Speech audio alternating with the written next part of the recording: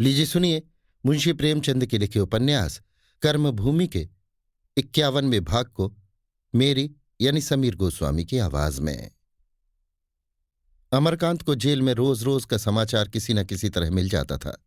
जिस दिन मारपीट और अग्निकांड की खबर मिली उसके क्रोध का पारावार न रहा और जैसे आग बुझकर राख हो जाती है, थोड़ी ही देर के बाद क्रोध की जगह केवल नैराश्य रह गया।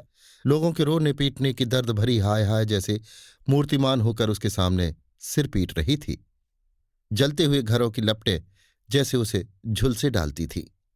वो सारा भीषण दृश्य कल्पनातीत होकर सर्वनाश के समीप जा पहुंचा था और इसकी जिम्मेदारी किस पर थी। रुपए तो यों भी वसूल किए जाते, पर इतना अत्याचार तो न होता। कुछ रियायत तो की जाती। सरकार इस विद्रोह के बाद किसी तरह की नरमी का बर्ताव न कर सकती थी, लेकिन रुपए न दे सकना तो किसी मनुष्य का दोष नहीं।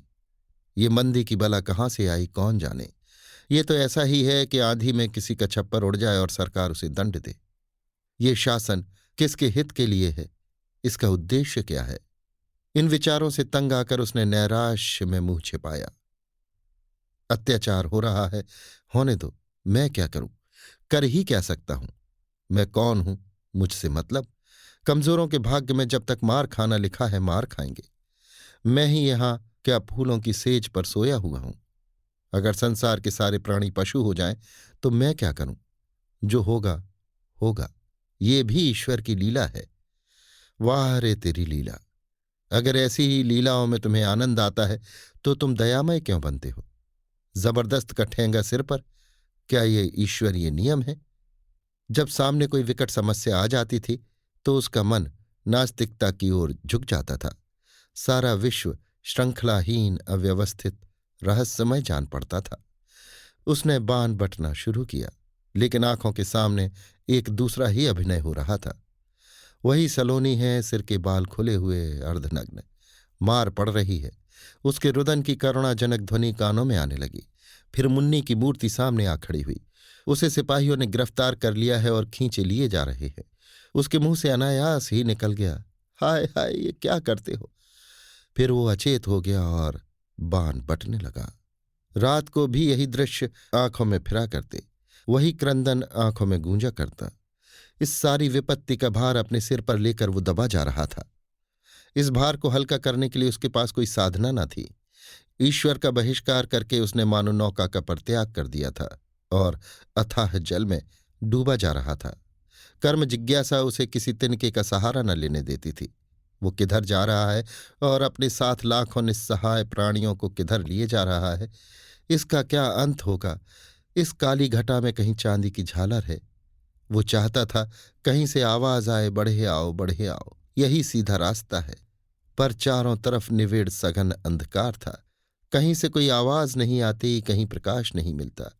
जब वो स्वयं अंधकार में पड़ा हुआ है, स्वयं नहीं जानता आगे स्वर्ग की शीतल छाया है या विध्वंस की भीषण ज्वाला। तो उसे क्या अधिकार है कि इतने प्राणियों की जान आफत में डाले? इसी मानसिक पराभाव की दशा में उसके अंतःकरण से निकला, ईश्वर मुझे प्रकाश दो, मुझे उबारो।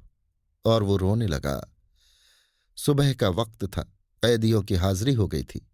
अमर का मन कुछ शांत था। ये प्रचंड आवेग शांत हो गया था और आकाश में छाई हुई गर्द बैठ गई थी। चीजें साफ साफ दिखाई देने लगी थीं। अमर मन में पिछली घटनाओं की आलोचना कर रहा था। कारण और कार्य के सूत्रों को मिलाने की चेष्टा करते हुए सहसा उसे एक ठोकर सी लगी।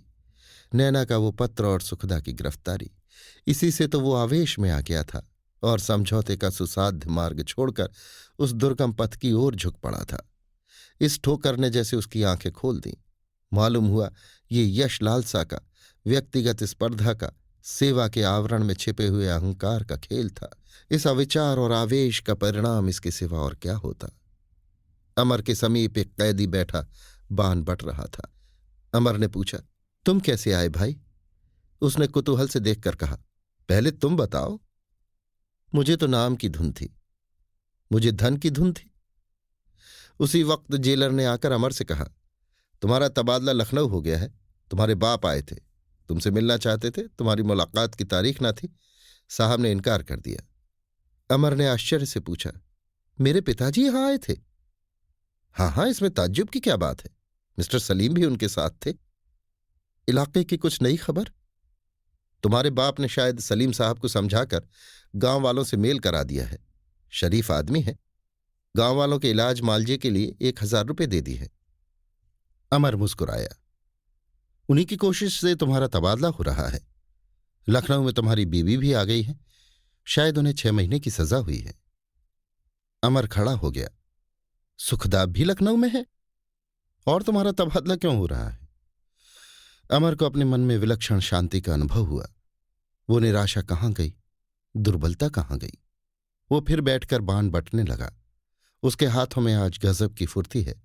ऐसी काया पलट, ऐसा मंगलमय परिवर्तन, क्या अब भी ईश्वर की दया में कोई संदेह हो सकता है? उसने कांटे बोए थे, वो सब फूल हो गए। सुखदा आज जेल में है। जो भोग विलास पर आसक्त थी, वो आज दीनों की सेवा में अपना जीवन सार्थक कर रही है। पिताजी जो पैसों को दांत से पकड़ते थे, वो आज परोपकार में रत हैं। कोई दैवी शक्ति नहीं है तो ये सब कुछ किसकी प्रेरणा से हो रहा है?